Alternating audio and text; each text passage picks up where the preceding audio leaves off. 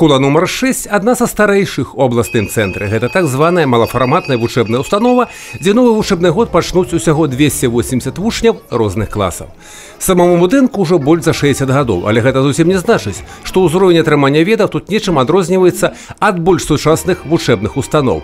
О популярности школы сведчаць и водгукі самих вучняў. На самом деле очень здорово. Я завидую первому классу, потому что впереди меня ждут экзамены, впереди меня ждет поступление и неизвестность. А первому классу хорошо. Они пришли в такую замечательную школу, где все друг друга знают. Она очень маленькая, но это не ее минус, это ее плюс, так как наша школа очень уютная. Тут все друг друга знают, все друг другу помогают. Я помню более ранние годы, когда, еще не было, допустим, столовой, да, вот, но мы как-то уживались, было все хорошо, у нас чудесная школа, все друг друга понимают и понимают, да, что вот с каждым годом будет все лучше и лучше.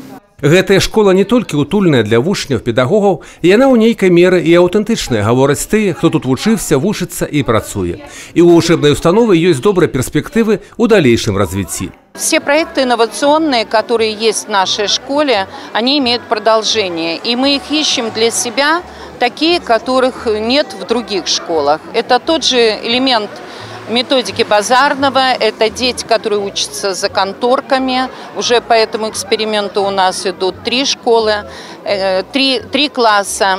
Это тот же инновационный проект по волонтерскому движению, который утвержден Министерством Республики Беларусь. Он дает свои результаты. А своеасаблівым падарункам у новым навучальным годзе для ўсіх стала адкрыццё новага харчаблока, якога да гэтага часу ў школе не было.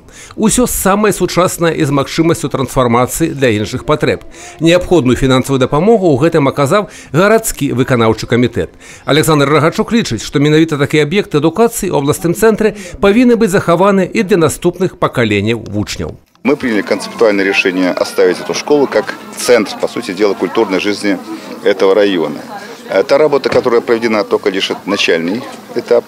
Дальше будем работать и по фасаду, и, что очень важно, по спортивному ядру школы, которая будет работать в интересах жителей всего микрорайона. Те преобразования, которые идут в школе, они, в принципе, соответствуют нашим замыслам дойти до каждого нюанса в нашем городе, до каждого микрорайона, до каждого отдаленного района нашего города.